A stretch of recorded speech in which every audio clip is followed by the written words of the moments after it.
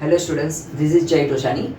Last video के अंदर हमने ट्रेडिंग अकाउंट का फॉर्मेट कंप्लीट किया था। फाइनल अकाउंट के अंदर ट्रेडिंग अकाउंट हमने बेसिकली अपने ओन तरीके से सीखा था। आज हम करने जा रहे हैं प्रॉफिट एंड लॉस अकाउंट। अब प्रॉफिट एंड लॉस अकाउंट क्या होता है? तो सबसे पहले प्रॉफिट एंड लॉस अकाउंट एक नॉमिनल अकाउंट है। नॉमिनल अकाउंट क्या बोलता है? Debit all expense and losses, credit all income and gains. जितना भी आपका एक्सपेंस एंड लॉस हो उसको डेबिट साइड लिखो, जितना भी आपका इनकम एंड गेन हो उसको क्रेडिट साइड लिखो। ट्रेडिंग अकाउंट के अंदर हम फैक्ट्री रिलेटेड जितनी भी चीजें आती थी सारी चीज को कवर करते थे। अब यहाँ पे पीएनएल में क्या करेंगे? तो हमारा जितना office and administrative, selling and distribution और फाइनेंस रिलेटेड जितने भी आपके एक्सपेंस हैं तो उसको करेंगे डेबिट साइड एक्सपेंसेस, और जितने भी आपकी इनकम है उसको लिखेंगे यहाँ पे क्रेडिट साइड। तो सबसे पहले हम ऑफिस एंड एडमिनिस्ट्रेटिव एक्सपेंसेस का डिटेल में पढ़ते हैं कि इसके अंदर क्या क्या चीजें कवर हो सकती है। ओके,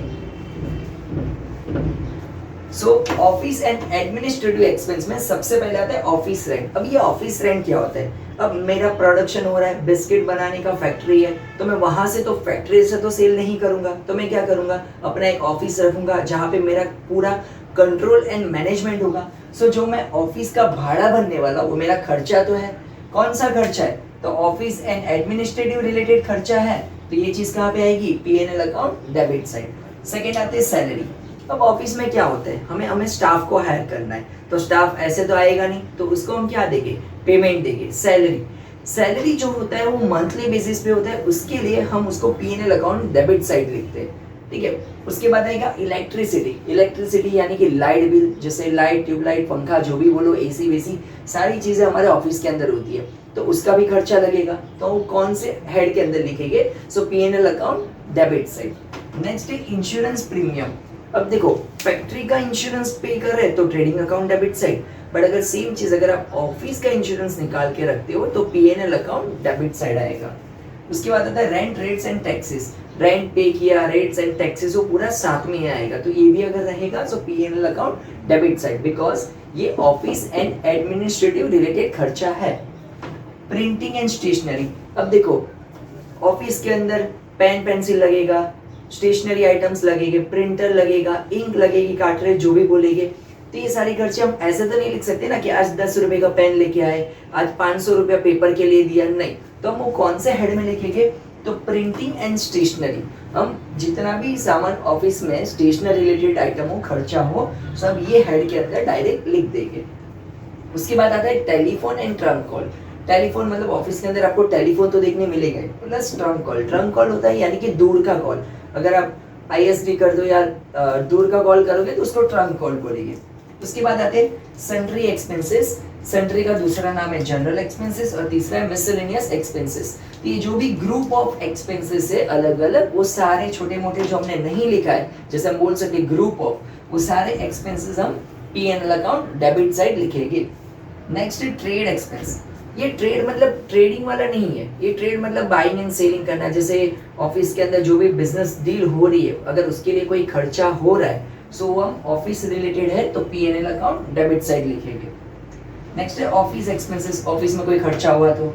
लीगल एक्सपेंसेस, अब एग्रीमेंट बनाना है, रजिस्ट्रेशन करना है या बिजनेस को एस्टैब्लिश करना है, तो उसके रिलेटेड जो भी खर्चे होते हैं ऑफिस के रिलेटेड, वो सारे आएंगे पीएनएल अकाउंट डेबिट साइड।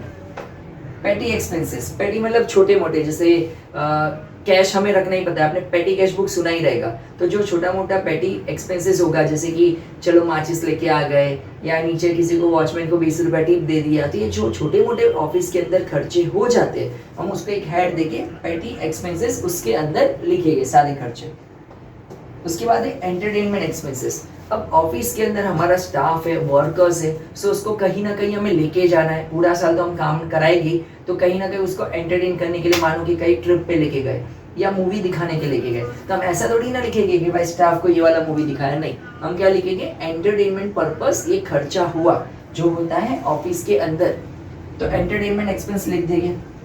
उसके बाद होता है ऑडिट फीस। अब ये हमारा जो भी अकाउंट है उसको मेंटेन करना, रिकॉर्ड करना, सो ये जो रिकॉर्ड करेगा ऑडिटर, जो उसको स्क्रूटिनी करेगा, चेक करेगा, तो वो भी तो अपना प्रोफेशनल चार्ज लेगा। तो जो हमारी कंपनी उसको चार्ज पे करने वाली उसको बोलेंगे ऑडिट फीस, तो ये भी आएगा P&L अकाउंट डेबिट साइड। उसके बाद आते हैं मैनेजर्स रेम्यूनरेशन। देखो वर्कर्स को तो आप सैलरी दे रहे हो, बट जो मैनेजर है उसको भी तो सैलरी देना पड़ेगा। सो जो मैनेजर का रेम्यूनरेशन है यानी कि सैलरी, ये भी आएगा P&L अकाउंट डेबिट साइड। ये जितने भी एक्सपेंसेस आपने देखे ये ऑफिस एंड एडमिनिस्ट्रेटिव रिलेटेड खर्चे थे। अब हम आएंगे सेलिंग एंड डिस्ट्रीब्यूशन और उसके बाद finance related. Selling and distribution related अभी हमने देखा कि ऑफिस एंड एडमिनिस्ट्रेटिव रिलेटेड जितने भी खर्चे थे P&L अकाउंट डेबिट साइड जाते हैं। सेम जितना भी सेलिंग एंड डिस्ट्रीब्यूशन रिलेटेड है ये भी P&L अकाउंट में डेबिट साइड ही जाएगा। अब देखते हैं कि सेलिंग एंड डिस्ट्रीब्यूशन रिलेटेड क्या क्या एक्सपेंसेस बिजनेस में आ सकते हैं। सबसे पहले लेते हैं लोडिंग चार्जेस। अब दो चार्ज होता है, एक तो होता है सबसे पहले अनलोड करना यानी कि माल को उतारना, लोडिंग यानी कि माल को चढ़ाना। ओके, जैसे अगर मैं बाहर से इंपोर्ट कर रहा हूँ तो सबसे पहले माल को अनलोड करेंगे फैक्ट्री के अंदर, तो unloading charges trading account debit side. और अभी ये क्या है, माल को लोड करना है, माल को चढ़ाना है, तो ऑब्वियसली कब चढ़ाएंगे, जब वो प्रोडक्ट सेल करने के लिए यानी कि सेलिंग के लिए निकलेगा। सो जो भी लोडिंग चार्जेस होगा वो P&L अकाउंट में डेबिट साइड आएगा। सेकेंड है एडवर्टाइजमेंट। एडवर्टाइजमेंट आप बोल सकते हो। अब देखो बिजनेस है, अपने प्रोडक्ट का एडवर्टाइजमेंट तो करना पड़ेगा ना। मानो कि मुझे ये मार्कर सेल करना है तो मैं ऐसे ही मैं बोलूंगा मेरे से मार्कर लो तो थोड़ी ना कोई लेने वाला है, मुझे इसका एडवर्टाइजमेंट करना पड़ेगा। ऐसे तो कस्टमर चल के तो आएगी नहीं अपने पास। तो एडवर्टाइजमेंट का जो भी खर्चा है P&L अकाउंट डेबिट साइड आएगा। Next publicity. पब्लिसिटी करना मतलब वही हो गया एडवर्टाइजमेंट करना। आगे आते फ्री सैंपल।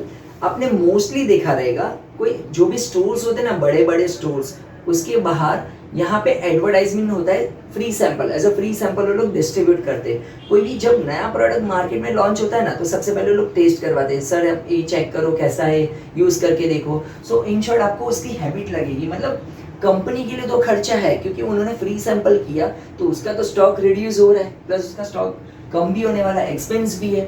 ठीक है, नेक्स्ट इज सेल्समैन सैलरी। अब देखो मार्केटिंग करना है, एक बंदे को हायर करेंगे, सेल्समैन को हायर करेंगे, तो सेल्समैन का सैलरी भी तो प्रोवाइड करना पड़ेगा। जितने भी सेल्समैन है सबका सैलरी देना पड़ेगा। फिर आता है commission.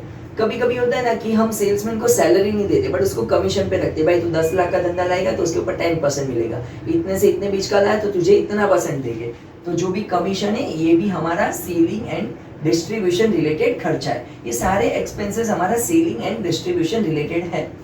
Next travelling and conveyance. अब देखो सेल्समैन जाएगा तो उसको ट्रैवलिंग का खर्चा देना पड़ेगा, प्लस कन्वेंस यानी कि एक्स्ट्रा खर्चा जैसे भाड़ा वाड़ा हो गया, खाने पीने का खर्चा हो गया, सो भी वो उसको कन्वेंस देना पड़ेगा।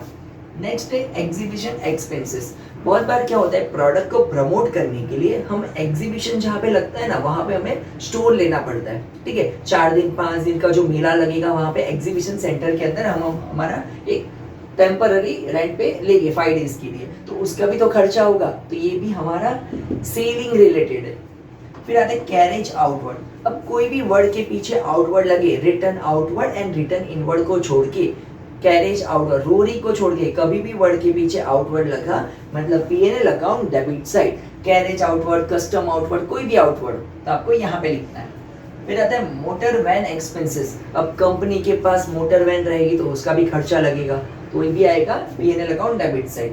पेट्रोल बिल, आजकल तो पेट्रोल कितना महंगा हो गया, सेंचुरी तो कब का पार कर चुका, सो ये तो पहले लेना पड़ेगा। तो जो भी ये खर्चा होगा पेट्रोल का ये भी कंपनी कहाँ पे दिखाएगी, सो P&L account debit side. But कौन सा हेड है, तो selling and distribution related. Next आता है एक्सपोर्ट ड्यूटी। जब हम इंपोर्ट करते हैं तो फैक्ट्री में माल लेके जाते हैं, बट जब हम एक्सपोर्ट करेंगे तो सेलिंग पर्पस के लिए करेंगे, कच्चा माल तो एक्सपोर्ट करेंगे नहीं फिलहाल। तो जो भी गुड्स हमारा मैन्युफैक्चर हो जाएगा हम उसको एक्सपोर्ट करेंगे, तो मेरा सेलिंग एंड डिस्ट्रीब्यूशन रिलेटेड खर्चा है।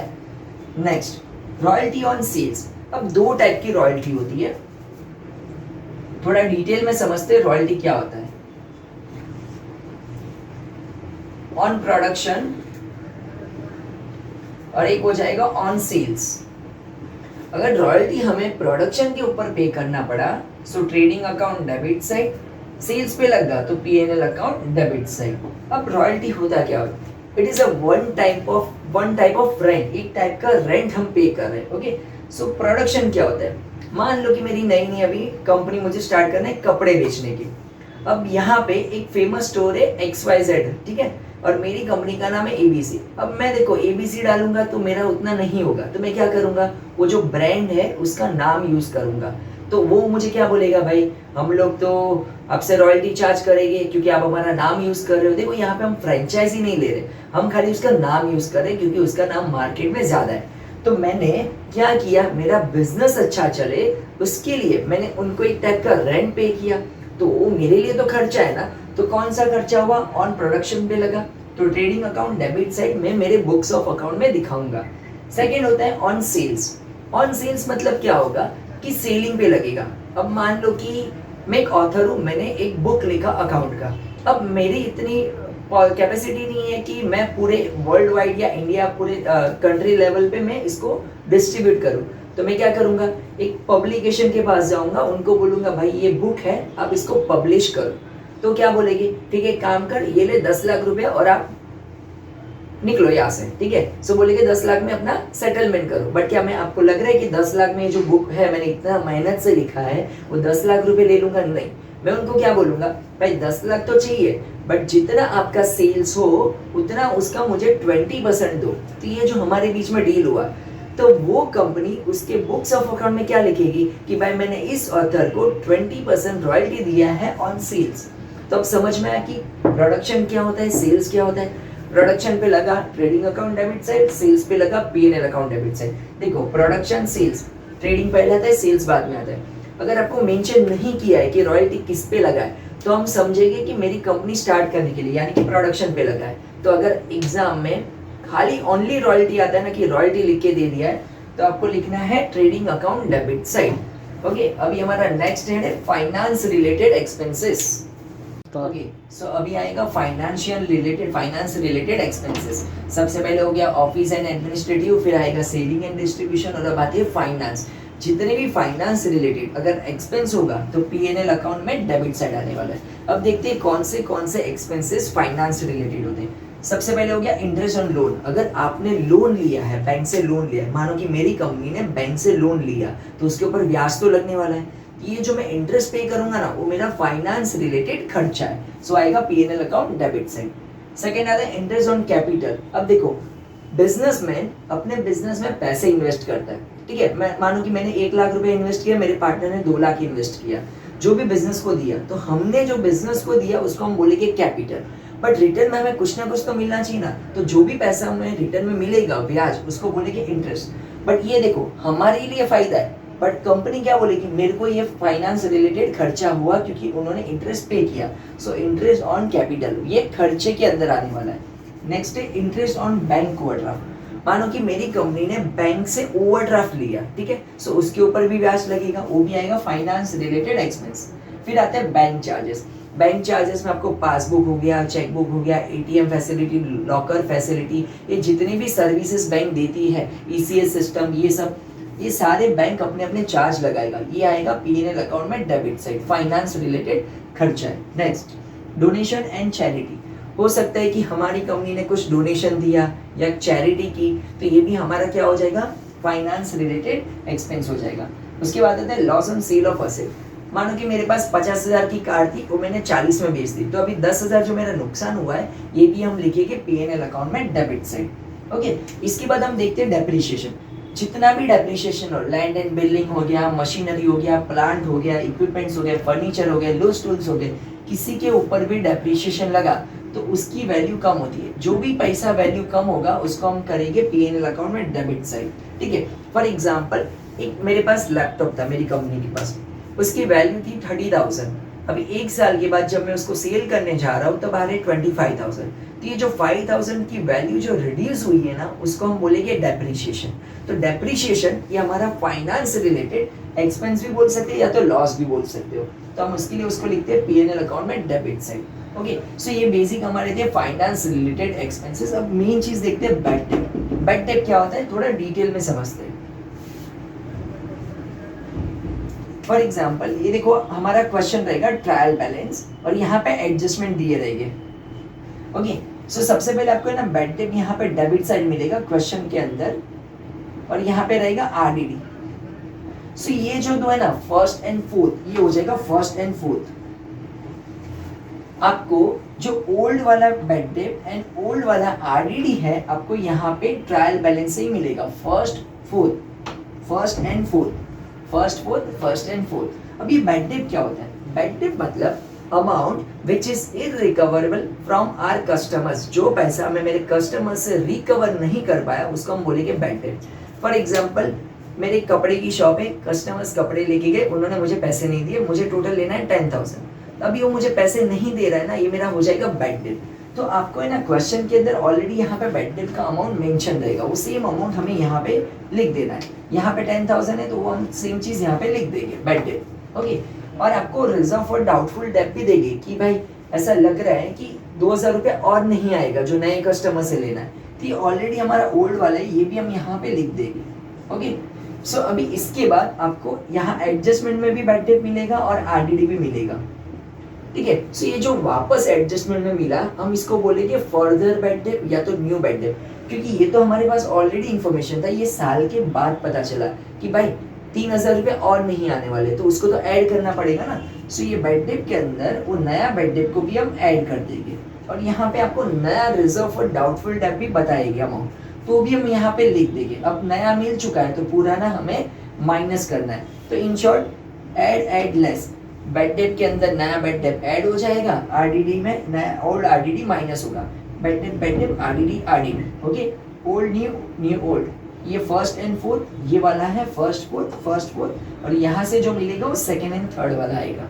ओके, सो बैड डेट, उसके अंदर नया बैड डेट ऐड हो जाएगा, जो रिजर्व फॉर डाउटफुल डेट है उसको भी हम ऐड कर देंगे नया। अब जब नया मिल चुका है तो पुराने को क्या करना है, माइनस कर देना है, तो जो भी फाइनल अमाउंट आएगा हम उसको यहाँ पे लिख देंगे। ओके, सो ये हमारा हो गया पीएनएल अकाउंट का डेबिट साइड कंप्लीट हो चुका है। अब आते हैं पीएनएल अकाउंट में क्रेडिट साइड। डेबिट साइड हमने देखा office and administrative, selling and distribution and finance related. Expenses है तो डेबिट साइड, इनकम है तो क्रेडिट साइड।